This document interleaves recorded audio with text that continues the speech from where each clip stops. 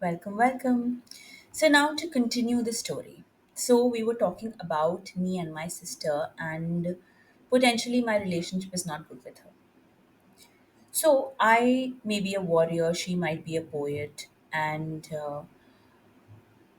an important thing is also how we are raised. Maybe I'm the elder kid, so maybe I was more responsible. Maybe she was given a lot of slack. Maybe I was bullied in the school, or maybe she was bullied in her school. So, different things change our personality. So, there are many, many factors that shape us. Just like different ingredients do different things to a recipe, similarly, when we have different character traits, they do different in the relationship.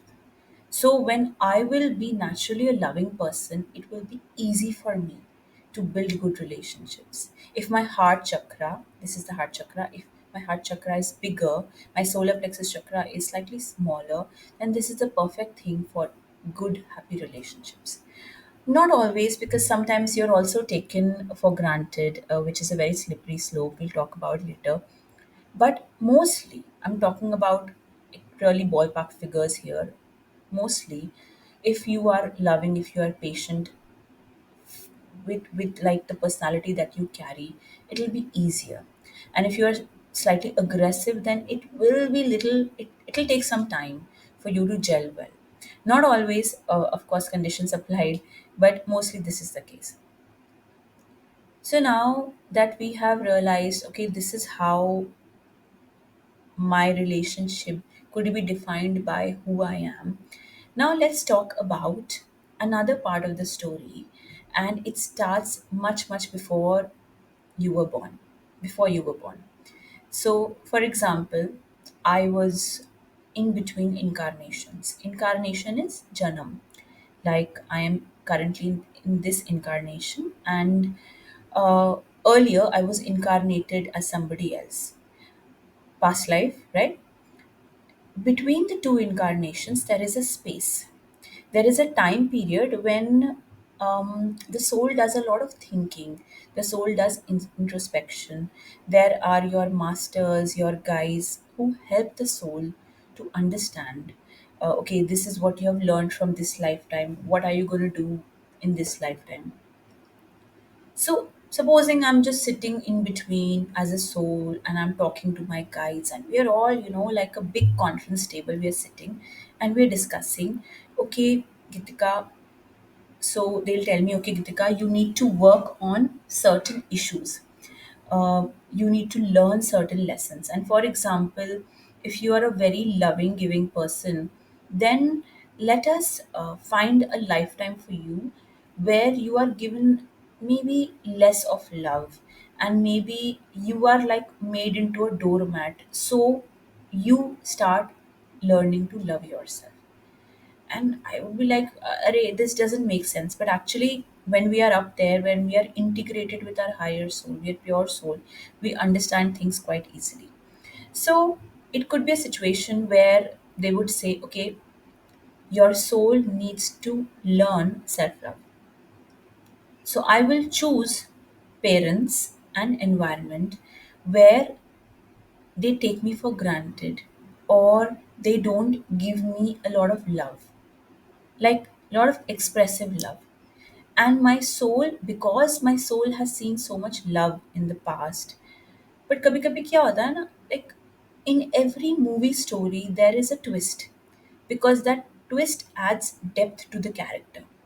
So for example, I might have been told, okay, you've been very loving in this lifetime, but it gets boring.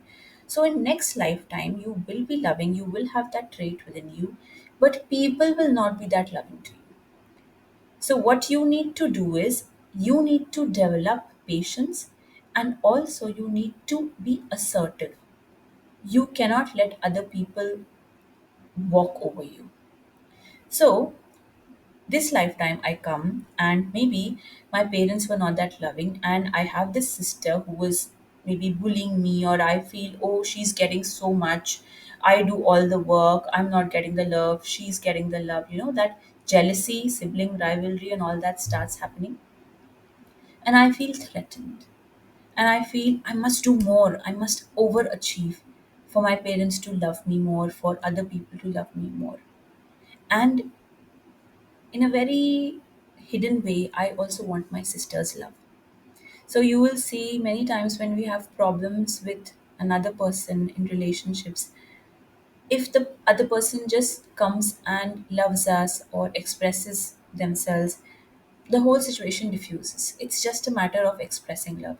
We hold on to the pain because we feel rejected from that person. We feel a sort of resentment. So in this lifetime, I was told, okay, you have to stand up for yourself, and this is your lesson, that you have to start loving yourself so that you don't expect that love. Now, if you see a situation where you see a beggar who's not had food for 2 days, if you put food in front of him, how is he going to react? What will be his body language? He's going to jump at the food. But if you see another person who's well fed, well eaten from a good home, that person will not jump at the food. So there is the difference. If you are starved of love, if you are starved of love, you will jump at every love opportunity that you get, and most of the times it will be a wrong opportunity, because this opportunity, this person coming up will also teach you how to not accept that, and how to first fill yourself, first fill your cup, and then accept love, and then fill others. So that is also how our inner child issues, our inner child wounds develop. And mostly, if you will see across relationships, you will find that we attract the same people, the same patterns that we've had in childhood. But it's a whole complex system. Not that complex, but yeah, wherein many factors are involved, wherein you can see that there are certain lessons. Now, why am I sharing this with you? Why is this so called gyan necessary? Because when we are stuck with a person, when we are, bothered by a person like this, then this helps to know that, okay, my nature has been this, or my personality has been this, and I have chosen this family. So that thing really changes your whole game and makes you feel better. Thank you for watching, and see you in the next video.